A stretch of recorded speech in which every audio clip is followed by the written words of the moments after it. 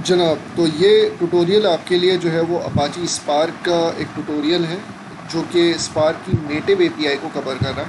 तो ये एक एडिशनल है और इसमें सेम इंस्पिरेशन इस्तेमाल की गई है जो कंज्यूमर फाइनेंशियल कंप्लेंट्स के डेटा है, लेकिन इसमें जो है वो मोंगो डीबी का कनेक्टर इस्तेमाल किया गया है और साथ में जो है वो हमने डेटा लेकर आए हम जो गिटहब से जो है वो CSV हमने उठा लिए, उसको आप जो है वो SQL से कनेक्ट करके भी देख सकते हो, आपने स्पार्क इंस्टॉल किया हुआ होगा। तो ये हम कोलैब के अंदर ये सारा काम कर रहे हैं। तो सबसे पहले तो ये कोलैब में एक्टिवेट हो जाए और ये कोलैब के अंदर ही जो है वो JDK हेडलेस को इंस्टॉल करेगा क्योंकि जावा चाहिए होता है। स्पार्क को डाउनलोड करेगा और उसकी जो स्पार्क की जो टार फाइल है उसको ओपन करेगा, फिर फाइंड स्पार्क करेगा, ठीक है। उसके बाद फिर जो है वो इन्वायरमेंट वेरिएबल सेट कर रहा है यहाँ पर, ठीक है। वंस इट्स डन तो हम जो है वो मेवन की रेपो से जो है वो जार फाइल डाउनलोड करेंगे मोंगो डीबी का जो कनेक्टर है, क्योंकि विदाउट कनेक्टर जो है वो मोंगो डीबी कनेक्ट नहीं होगा। सो आइडिया वही है कि मोंगो डीबी के अंदर हमारे पास जिप कोड मौजूद है और CSV के अंदर हमारे पास जो है वो डेटा मौजूद है जिसके अंदर जिप कोड के अगेंस्ट में स्टेट और बहुत सारी डिटेल नहीं है, तो वो हम लेके आएंगे। ये हो गया है और आप यहाँ पे देख सकते हैं कि यहाँ पे आपको एक फ़ोल्डर दिख रहा होगा जिसके अंदर ये हडूप और स्पार्क इंस्टॉल हो गया। यहाँ पे हमने सबसे पहले ये कनेक्टर डाउनलोड कर लिया, तो अगर रिफ़्रेश करेंगे तो आपको ये कनेक्टर भी यहाँ पर जार फाइल के अंदर नज़र आ जाएगा, ठीक है जी। नेक्स्ट हमने फाइंड स्पार्क जो है वो करा है और फाइंड स्पार्क इनिट करा, तो जो कि इन स्पार्क को फाइंड कर लेगा। फिर स्पार्क का सेशन हमने क्रिएट किया है। इस सेशन के अंदर हमने कोई ख़ास काम नहीं किया, बल्कि यहाँ पे सिर्फ पोर्ट वगैरह दिया है जो कि आप ऑलरेडी देख चुके हो।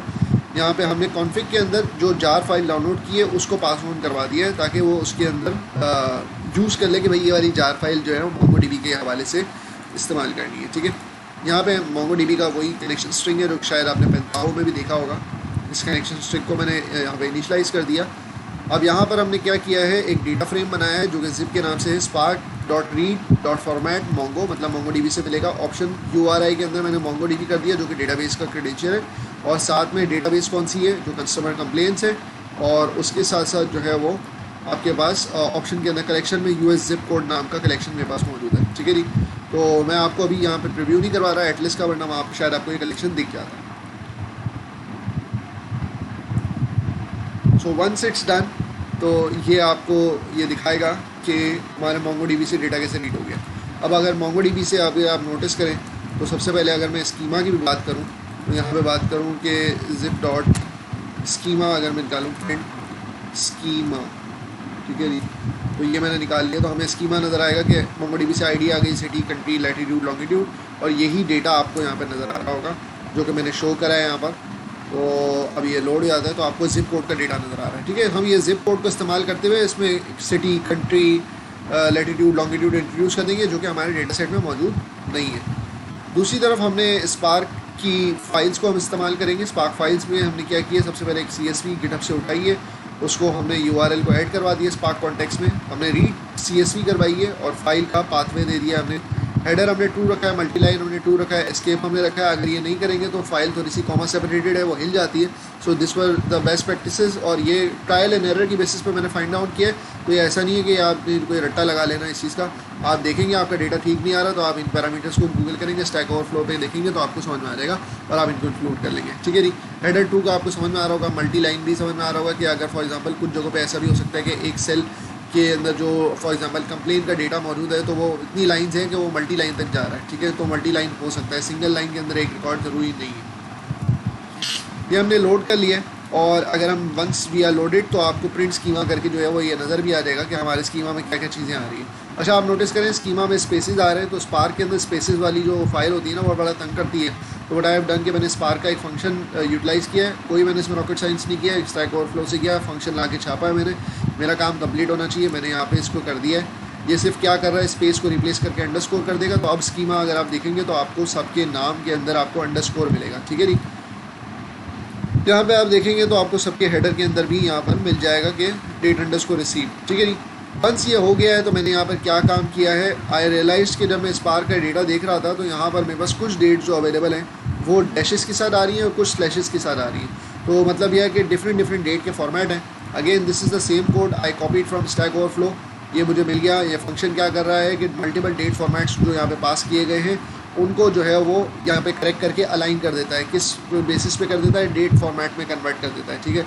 तो वंस इट्स डन तो मेरे लिए फ़ायदा ये है कि डेट एक सर्टेन फॉर्मेट में आ जाएगी, और फॉर्मेट में आने के बाद जो है मैंने क्या किया है, यहाँ पे मैंने रीनेम DF मैंने इस्तेमाल किया है, और विद कॉलम क्या करता है, एक नया कॉलम खोल देता है। मैंने कॉलम का नाम ये रखा है month and underscore date receive. Last day का फंक्शन इस्तेमाल किया है जो कि आपको ट्रंकेट कर देगा वैल्यू को लास्ट डेट पे, और टू डेट का फंक्शन जो मैंने यहाँ पे बनाया था टू डेट अंडरस्कोर करके, वो मैंने यहाँ पे पास कर दिया। तो पहले कॉलम कन्वर्ट हो जाएगा, उसके बाद लास्ट डे में पार्स होगा ताकि वो सही डेट बने, और फिर उसके बाद ये सेव हो जाएगा। तो वंस इट्स डन तो आपको ये सारी चीज़ दिखेगी भी। फॉर एग्जांपल अगर मैं यहाँ पर एक सेल इंट्रोड्यूस कर दूँ और ये बोलूँ रीनेम DF डॉट शो और अगली 5 रोज़ दिखाओ, ठीक है जी, तो यही चीज़ देखेगी, लेकिन आपको मंथ एंड डेट रिसीव आ रहा है 3/31/15, ठीक है। तो चाहे डेट कुछ किसी भी तरह से हो, आपको यहाँ पे ट्रांसफॉर्म डेट नज़र आ रही है जो कि 3 आ रही है, और फिर यहाँ पे इस तरीके से डेट आ रही है, ठीक है जी। तो होपफुली आपको ये डेटा क्लियर हो गया हो किस तरीके से ये काम कर रहा है, ठीक है जी। वंस इट्स डन तो हमने कुछ कॉलम्स सेलेक्ट करने के लिए कॉलम नेम्स रख लिए, उनको मैंने DF डॉट सेलेक्ट रख लिया। आपको पता है कि सेलेक्ट की कमांड क्या करती है कि कॉलम्स की जो अगर आपने लिस्ट पास करानी है तो आप एस्ट्रिक पास कर दें, इसमें कोई कमाल नहीं है। इसमें पाइथन का अनवाइंडर है कि अगर आप किसी लिस्ट को यहाँ पे एज अ लिस्ट पास कराना चाहते हैं तो लिस्ट का नाम लिख दें, उसके आगे स्टार लगा दें, तो वो ऑटोमेटिकली उसको एज अ फील्ड अनवाइंड कर देगा, वरना मुझे सब कुछ कॉमा करके लिखना पड़ता। That's it. यहाँ पे मैंने सेलेक्ट कर लिया रेलिवेंट कॉलम्स। अब इन रेलिवेंट कॉलम्स को ऊपर मैंने रेलिवेंट कॉलम्स के ऊपर ग्रुप बाय करवा दिया। वंस इट्स ग्रुप बाय, और मैंने इस पर काउंट डिस्टिंग कंप्लेन ID लिख लिए। कंप्लेन ID को मैंने यहाँ पर कंप्लेन कर ली। अब मैं अगर GF डॉट शो दिखाऊँ तो आपको वो डेटा दिखेगा जो कि कंबाइन हुआ एग्रीगेटेड डेटा है, ठीक है जी। तो यहाँ पे आप नोटिस करेंगे आपके पास ये नंबर ऑफ़ कंप्लेंट्स आ रही हैं 1111 आ रहा है, लेकिन आपको ये डेटा एग्रीगेटेड दिखेगा।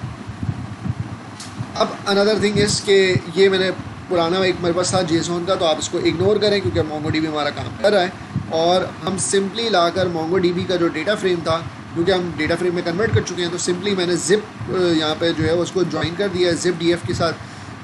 यहाँ पे मैंने बोला है कि भाई इसकी ये वाली की उठाओ, that should be equal to zip code, और लेफ़्ट ज्वाइन किया है ताकि अगर कोई जिप कोड मिसिंग हो तो फिर हमारे पास से स्किप ना हो। तो यहाँ पर अगर आप दोनों सेल को चला के दिखाता हूँ मैं आपको, तो आपको नज़र आएगा कि मैंने यहाँ पर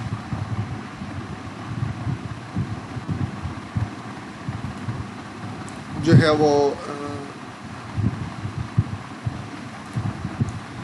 यहाँ पर आपको नज़र आएगा कि हमारे पास सारे जिप कोड ऐड हो गए। अच्छा, कुछ जगहों पे हमारे पास जो है वो जिप कोड जो है वो मौजूद नहीं था। जिप कोड देख रहे हैं आप 162XX लिखा हुआ है, ऑब्वियसली वैलिड जिप कोड नहीं है, तो वहाँ पे जिप कोड नल चली गया, ठीक है। इस वक्त हम वैलिडेशन नहीं कर रहे, लेकिन आपको एक अंदाज़ा हो रहा होगा किस तरीके से हमने काम किया। Again lastly you can do SQL और MongoDB से आप डेटा जो आपने जो स्पार्क का डेटा फ्रेम बनवाया है वो आप MongoDB में डंप कर सकते हैं दोबारा से, और चाहें तो MySQL में भी कर दें, कहीं भी कर दें, तो यहाँ से आपको चीज़ें आती हैं। आई होप सो कि आपको ये ट्यूटोरियल पसंद आया होगा, और इसमें आपको पूरी एक एग्जाम्पल मिली होगी कि स्पार्क की नेटिव API को यूज़ करते हुए जो spark.sql है उसको इस्तेमाल नहीं किया हमने, स्पार्क की नेटिव API को यूज़ करते हुए प्रोजेक्ट कंप्लीट किया है।